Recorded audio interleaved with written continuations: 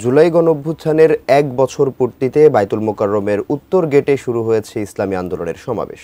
সেখানে আছেন সহকর্মী সোহাগ বিশ্বাস। বিস্তারিত জানতে সরাসরি যুক্ত হচ্ছি তার সঙ্গে। সোহাগ, কি অবস্থা দেখতে পাচ্ছেন সেখানকার? কারা কারা সেখানে উপস্থিত আছেন এবং কারা কারা বক্তব্য রাখছেন এই মুহূর্তে? শেখ হাসিনা সরকার পতনের আজ মাহাদি, আমি এই মুহূর্তে রয়েছি রাজধানীর বাইতুল মোকাররমের উত্তর গেটে। এখানে ইসলামী আন্দোলনের এই সমাবেশ শুরু হয়েছে। আপনি জানেন যে আজ ৫ আগস্ট আওয়ামী লীগ সরকার পতনের ১ বছর পূর্ণ হয়েছে। সেই ১ বছর পূর্তিতে ফ্যাসিবাদ বিরোধী যে রাজনৈতিক দলগুলো রয়েছে তারা বিভিন্ন জায়গায় তারা আজকে বিক্ষোভ করছে, সমাবেশ করছে, এই দিনটিকে তারা উদযাপন করছে। তারই অংশ হিসাবে আজকে এই যে বাইতুল মোকাররমের উত্তর গেট, সেই উত্তর গেটে ইসলামী আন্দোলন বাংলাদেশ তারা আসলে একটি সমাবেশের আয়োজন করেছে। ইসলামী আন্দোলন বাংলাদেশের উত্তর এবং দক্ষিণ মহানগর, এখানে দলের আমির এবং মহাসচিবের থাকার কথা রয়েছে।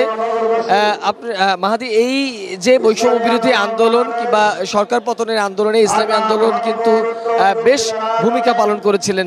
বিশেষ করে গত বছর ৫ আগস্ট সকালে এই ইসলামী আন্দোলনের যে নায়েবে আমির, সিনিয়র নায়েবে আমির ফয়জুল করিম, তার নেতৃত্বে এই পল্টন এলাকায় তারা প্রতিরোধ গড়ে তুলেছিলেন।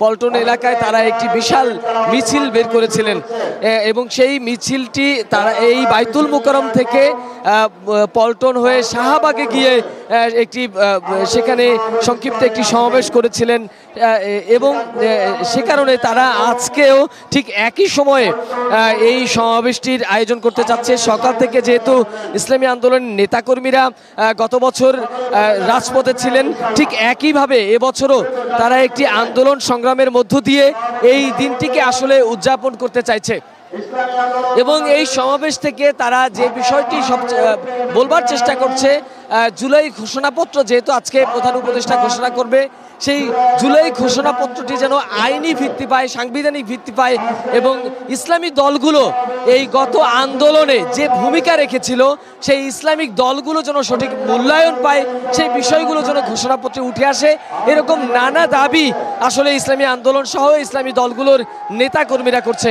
মাহাদি, বাইতুল মোকাররমের উত্তর গেট থেকে আমার কাছে থাকা সর্বশেষ তথ্য এটাই। এর পরবর্তীতে আবারও কোনো তথ্য পেলে নিশ্চয়ই আপনাকে জানাবো। মাহাদি।